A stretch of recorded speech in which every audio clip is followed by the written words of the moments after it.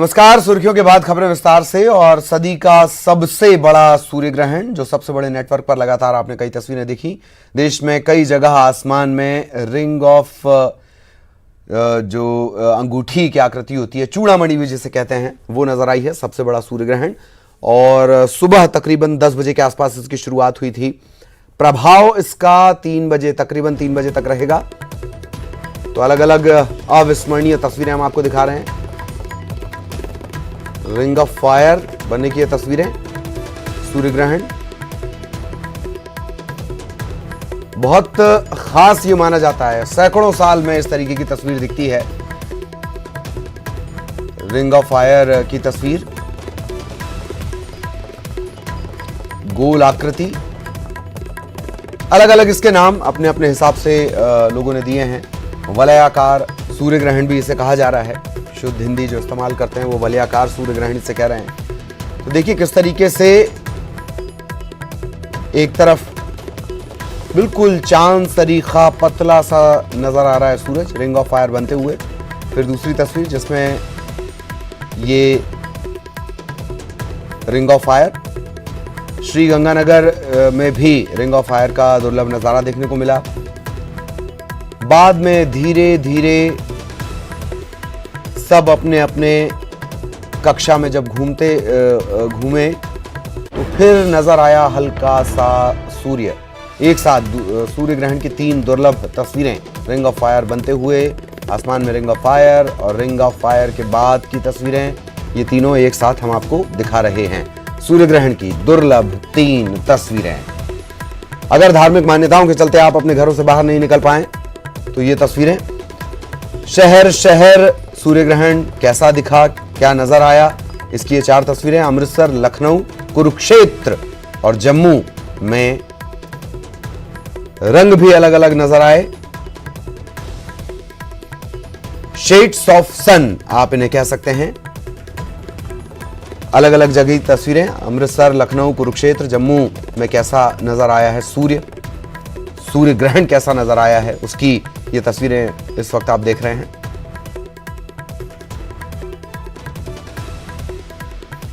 और ये 6 अलग अलग तस्वीरें, इसमें अमृतसर भी शामिल है।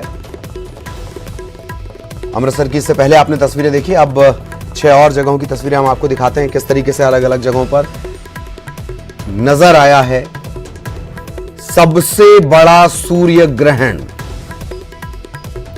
अद्भुत खगोलीय घटना। हर किसी ने कोशिश की, किसी ने अपने मोबाइल कैमरे से की, किसी ने कैमरे के जरिए से कैद करने की कोशिश की। पटना, लखनऊ, दिल्ली, हरियाणा, अमृतसर, भोपाल, 6 अलग अलग तस्वीरें सूर्य ग्रहण की।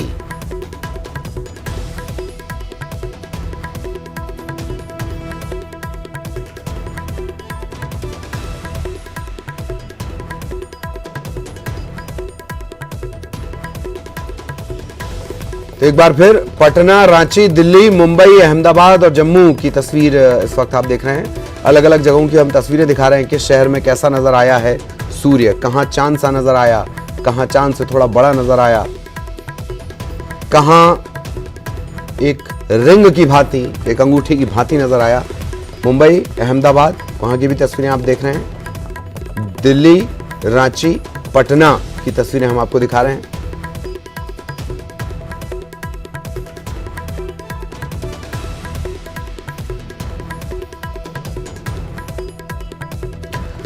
सूर्य ग्रहण का अद्भुत नजारा।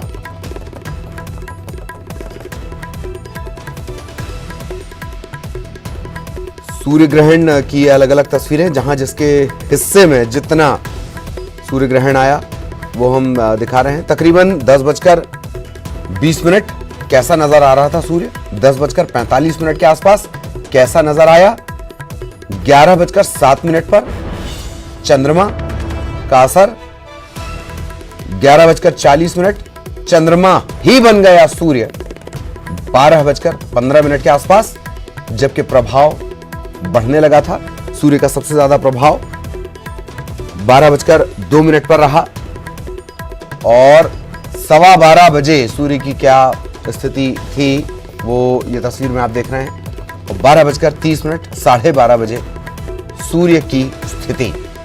कुदरत की ताकत, एक सूर्य, अलग अलग शेड्स, और एक साथ हम आपको एक स्क्रीन पर दिखा रहे हैं किस वक्त पर किस तरीके से नजर आया है सूर्य। तकरीबन 10:20 जब से शुरुआत भी हुई थी, 10:45 पर, 11:07 पर और 11:40 पर चांद में तब्दील हो गया। 12:15 बजे की तस्वीर और 12:30 बजे की तस्वीर। 12:15 12:30 पर इस तरह का नजर आया है सूर्य।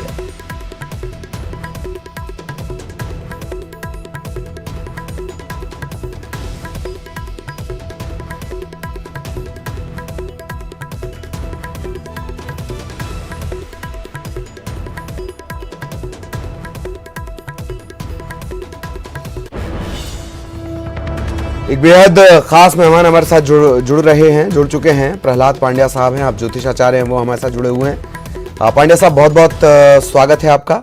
और हमारे सहयोगी भी हमारे साथ जुड़ेंगे, उनसे भी हम चर्चा करेंगे। प्रहलाद पांड्या इस वक्त आपको नजर आ रहे होंगे। प्रहलाद जी, एक सवाल, बहुत सारे बातें हुई हैं, राशियों पर क्या असर पड़ेगा, किस तरीके से किसके लिए ठीक है, किसके लिए नहीं है, किसके लिए मध्य असरकारी है।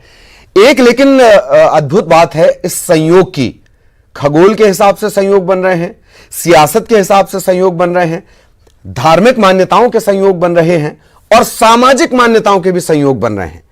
यह एक अद्भुत बात है। इस पर आपका छोटा सा रिएक्शन जी प्लीज।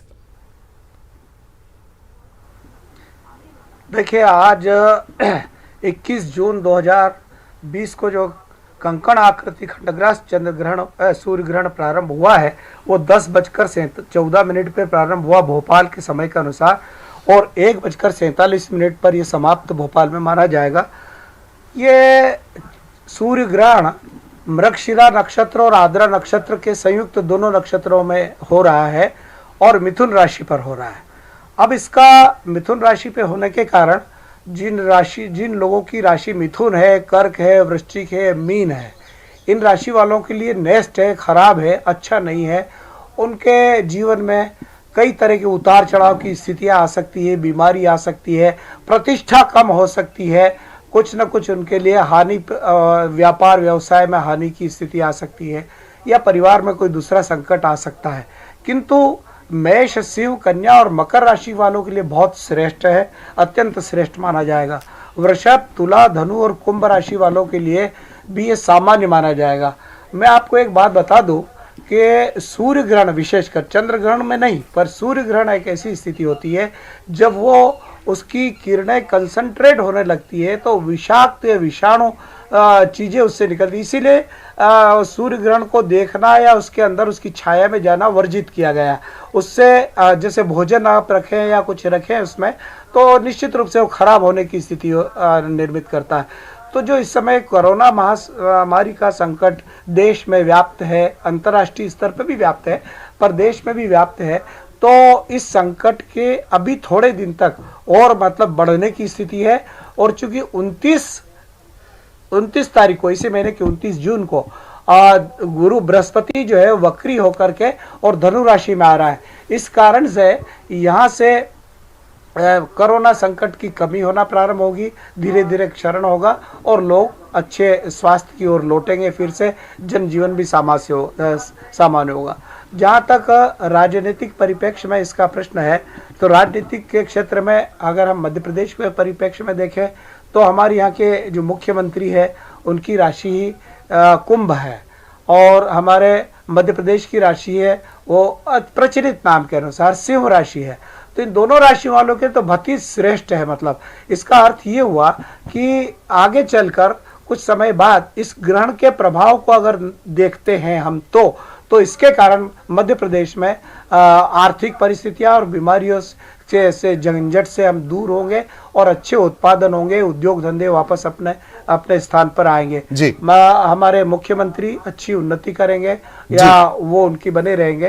किंतु क्या है कि जो विपक्ष है, विपक्ष के प्रमुख का जो राशि है वो मिथुन राशि है।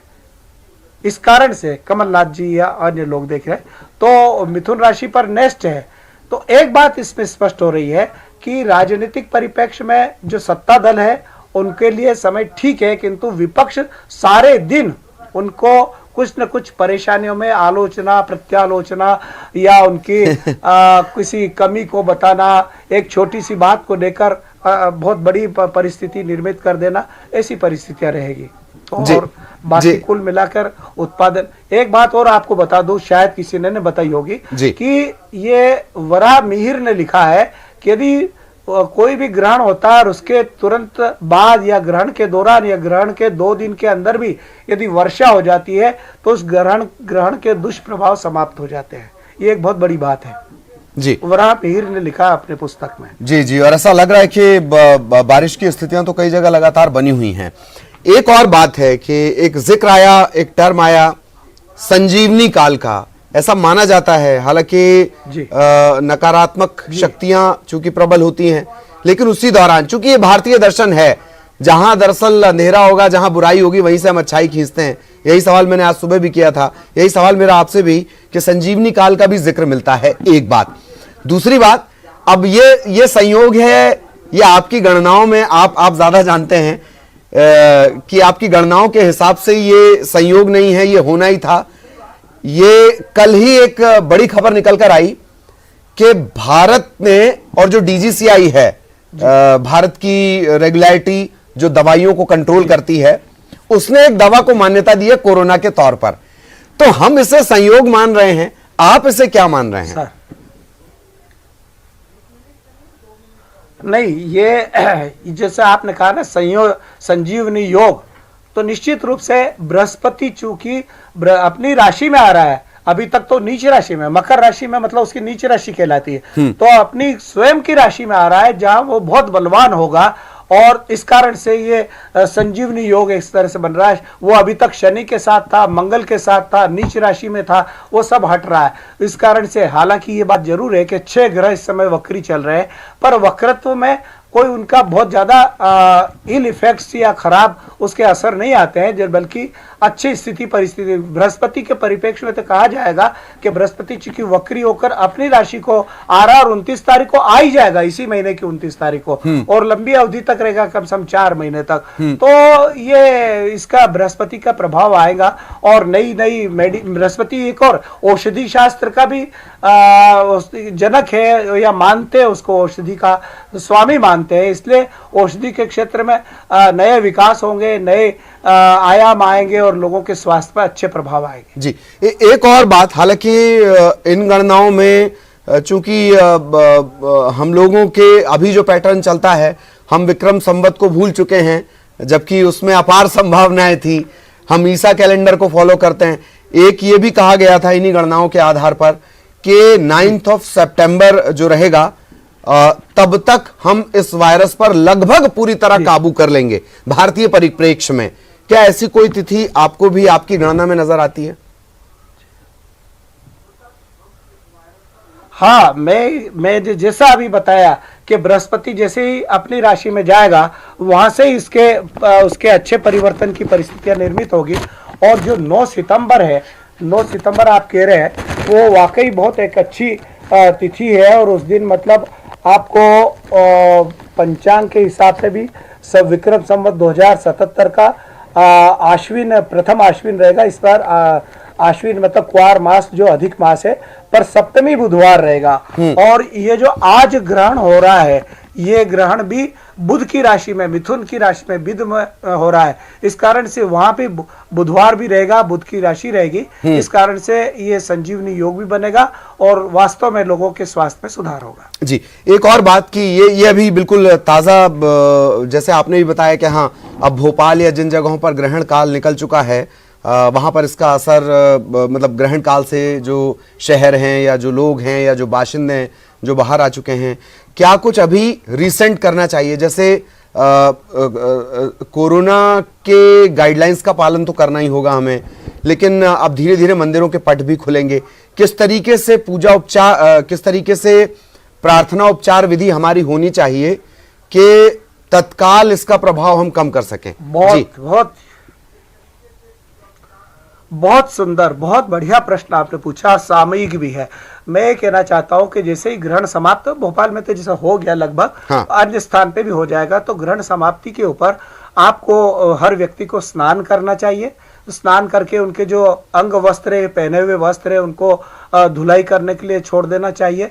और स्नान करने के बाद नए धुले हुए वस्त्र पहन करके और ठाकुर जी के सामने, भगवान के सामने आना चाहिए। अपने इष्ट देव की पूजा, क्योंकि सुबह में तो ग्रहण प्रारंभ हो गया, उस समय नहीं की होगी, पट भी बंद है मंदिरों में, तो भगवान की इष्ट देव की पूजा करें, उनको स्नान करवाएं, गंध अक्षत धूप दीप नैवेद्य का अर्पण करें और फिर उसके बाद स्वयं भोजन करें। तो ये है। और इस दौरान यदि आप कोई पाठ करते हैं, जप करते हैं, खास करके मृत संजीवनी महामृत्युंजय मंत्र है, बहुत ही माना हुआ मंत्र है, वाकई मृत्यु से व्यक्ति को खींच के लाने वाला मंत्र, इसीलिए उसको मृत संजीवनी महामृत्युंजय मंत्र नाम दिया है। उस मंत्र के यथाशक्ति जप करना चाहिए। वैसे भी कोरोना काल में भी उसके जप नित्य प्रति करना चाहिए। हनुमान जी की उपासना करना चाहिए, संकट मोचक होते हैं हनुमान जी। तो ये इस तरह के करना चाहिए कार्य वगैरह ग्रहण के उपरांत।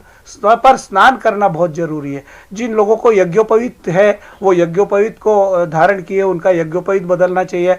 यदि हाथ में आपके कलावा वगैरह बंधे हैं तो उनको भी आपको काट के और नए धारण करना चाहिए, क्योंकि सब सूतक के अंतर्गत हो जाते हैं। सूतक अवधि में, जैसा सब लोग जानते हैं कि कुशा भगवान के यहाँ पे भी सब जल में, पानी में, क्योंकि हर बार तो नल आएंगे नहीं, तो जो पानी है, जो आटा सामान है या दाल है वगैरह, उसके अंदर भी हमको कुशा रख देना चाहिए। कुशा का प्रभाव बहुत सुंदर माना है भारतीय संस्कृति में, और माना है कि उससे सूतक या उसके पर कुग्रहों के प्रभाव, खास कर ग्रहण का प्रभाव नहीं हो पाता। जी, एक और बड़ा इंपॉर्टेंट है, ये मैं इसी से रिसेंट पूछ रहा हूँ। हालांकि मुझे अभी बाबा महाकाल और हनुमान जी से जुड़ा सवाल पूछना था, पर ये बड़ी अच्छी बात आपने याद दिलाई।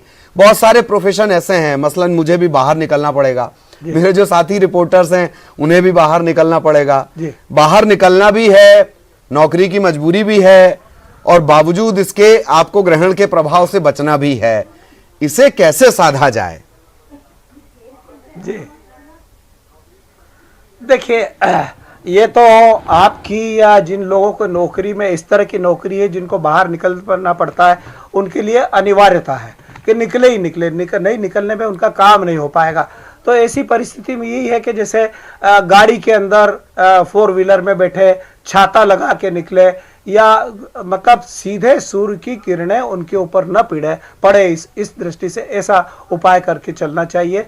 या मकान के अंदर छांव में या किसी मकान के अंदर बैठ करके, जैसे किसी का इंटरव्यू लेना या कोई बात करना, साक्षात्कार लेना, तो वो उस तरह से किया जा सकता है। बाकी ये तो अनिवार्यता है। किंतु एक बात और है कि जो कर्म क्षेत्र में लगे हुए हैं, कर्म में लगे हुए हैं, अपने काम में लगे हुए हैं, इस राष्ट्र की सेवा में लगे हुए हैं, उन पर इस प्रकार के कुग्रहों के प्रभाव भी नहीं हो पाते, निश्चित रूप से कुग्रहों के प्रभाव नहीं हो पाते। एक बात और हम जब भी सुनते हैं, जैसे मैंने जिक्र किया महाकाल और श्री हनुमान, इन्हें ही सबसे ज्यादा प्रेफरेंस क्यों? जैसे आज महाकाल मंदिर भी प्रभावित है, हालांकि जो पूजा विधि वगैरह है वो वैसे नहीं होगी जैसे आम दिनों में होती है, पर यह प्रभावित क्यों? या इनका ऐसा मान लिया जाए कि इनका खौफ ज्यादा है कुग्रहों पर? नहीं, एक मिनट में आपका इस पर बहुत बढ़िया एक्सप्लेनेशन देता हूं। जी। सबसे बड़ी बात तो यह है कि महाकाल जो है और हनुमान जी है, वो 2 तरह के ग्रह माने गए, 2 तरह के देवता माने गए। एक तो सौम्य ग्रह देवता, और एक सौम्य देवता, और दूसरा क्रूर देवता। तो महाकाल जो है वो मृत्युंजय है, अकाल मृत्यु का निवारण करने वाले हैं, और जो संकट की निवृत्ति करने वाले, दुष्टों का दमन करने वाले, हनुमान जी की भी यही स्थिति है। इसलिए आज आप देखेंगे कि महाकाल का मंदिर खुला हुआ है, एक बात, और दूर से दर्शन करें, अंदर जाना स्पर्श करना तो मना है आज वहां पे भी, किंतु दूर से दर्शन करने।